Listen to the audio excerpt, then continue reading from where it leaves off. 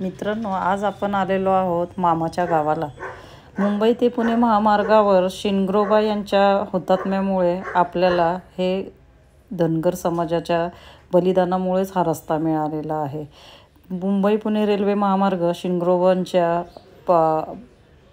बलिदानामुळेच आपल्याला तो रस्ता मिळाला.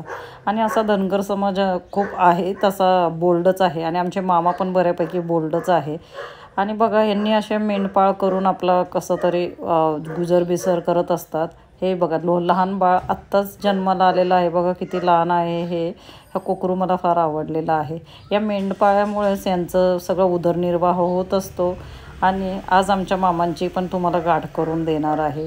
मी अशी पाडावर आमच्या मामाने बोलवल्यावर आले आणि थोडासा स्वयंपाक करावा म्हणलं. थोडासा स्वयंपाक पण सुरू केला.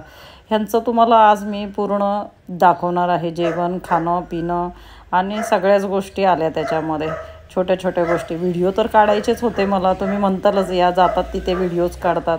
अहो, व्हिडिओ पण काढायला येते आणि त्यांच्या समस्या पण जाणून घ्यायला येते. त्यांच्याशी मी बोलते, त्यांच्याबरोबर राहते, बघते त्यांचं जनजीवन कसं आहे ते. तुम्ही बघा बरं. हे मामा बघा, मला ते कोकरू छोटंसं काढून घे म्हणतात ते. मग मी तो छोटंसं कोकरू काढून घेतलं. आणि मला याचं नाव पण ठेवायचं होतं. यांना विचारलं याचं नाव अजून ठेवलं आहे का? मामा म्हणले नाही.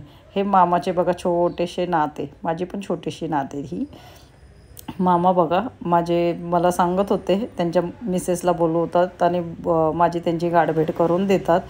पण मला ह्यांच्याबद्दल बराच आदर आहे. या समाजावर पण खूप आदर आहे आणि मी खूप मनापासून प्रेम करते आमच्या मामावर सुद्धा. आमचे मामा महाराष्ट्रात प्रत्येक महाराष्ट्रभर फिरत असतात. यांचं पाडा 10-12 दिवसासाठीच इथं आहे. फॉरेस्टवाले यांना बऱ्यापैकी त्रास देतात म्हणून हे जास्त दिवस एका ठिकाणी थांबत नाही. पण यांचं कसं आहे माहिती आहे का, राहणीमान बघायला गेलं ना तर असं उघड्यावरच असतं हो. त्यांना असं घर बांधून पक्के ते कधीच राहत नाही. म्हणजे त्यांना आवडत नाही असं नाही, पण ह्याच्यामुळे ते निरोगीसुद्धा राहतात.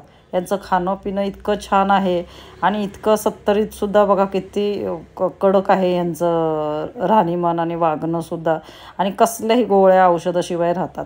या शहराने ना आपल्याला काही दिलेलं नाही आहे. फक्त औषधं, गोळ्या, इंजेक्शनं दिलेली आहेत.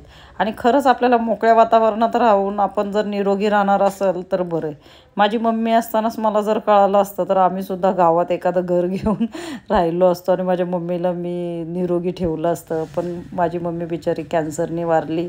आणि खूपच म्हणजे कॅन्सरचं आयुष्य, कॅन्सरचं मरण खूपच दुःखद असतं. एका माझी भाचीला भेटली आहे मी. भेटून घ्या माझ्या भाचीला. आवडली का? गोड आहे, खूप त्रास देते. मामा बघा आमची गाणी बोल. चरती पोकर बाळू मामाची लेकर, चरती पोकर बाळू मामाची लेकर. खंडेरायाच्या लग्नाला बानू नवरी नटली कालबाई सुपारी फुटली. अगं नवरी नटली. नवरीकडे हात करा.